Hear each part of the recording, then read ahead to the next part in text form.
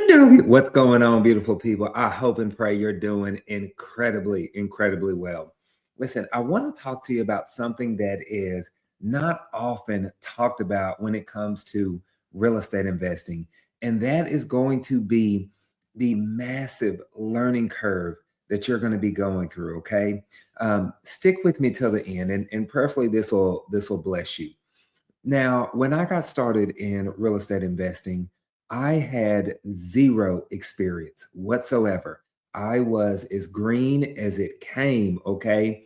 In fact, I was a truck driver when I got started, y'all. So I was an introvert. I was naturally a quiet man. I stuck to myself. I stayed to myself and still am in a sense, right?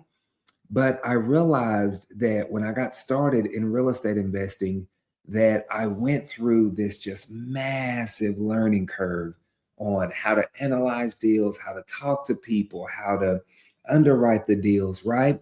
And I want you to do me a favor. I want you to give yourself some grace. Okay. I was at an event where I was speaking on stage at a women's real estate investors network. There was about 4,000 ladies there of just some amazing women real estate investors.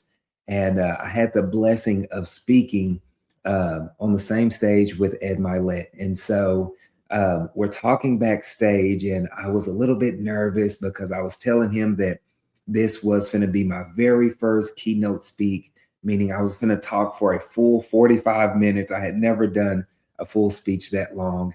And Ed Milet set me down and he told me, he said, Clifford, give yourself some grace. This is probably going to be the worst speech that you ever do. But guess what? You're going to get better on the next one. And every speech after that, you'll get a little bit better and a little bit better and a little bit better. And the same thing is going to happen with you when you're talking to sellers, right? You might mess up that first call, but guess what? Give yourself some grace, because the next call, you're going to get a little bit better. And then the next call, you're going to get a little bit better. So what? You might make an offer a little bit too high on that, and you have to terminate that contract. But guess what? Give yourself some grace, because on the next one, you're going to get a little bit better at underwriting those deals. Am I making sense here? So I don't know why so many people come into this industry not realizing that, right? I share this analogy with you before I let you go. If you're watching this, maybe you have a driver's license. If you're over 18, or what is the age for a driver's license? 16 now. So let's say, for example, when you started getting your driver's license, you did not go straight down to the DMV, right? And take your driver's license test. You got in the car with no license and you started driving and learning how to drive, right? Before you even went and took your test, right? You were starting and stopping. You were swerving all in and out of lanes, probably hitting curbs, right?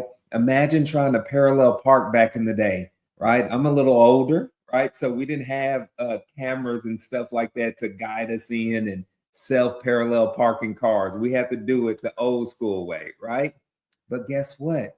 Somewhere along the way, the more that you did it, the better that you got. And now some of you, maybe you listening, now you've gotten so good where you're putting makeup on when you're driving, you're hanging your elbow out the window while you're driving, you're eating and driving, right? We've gotten that good.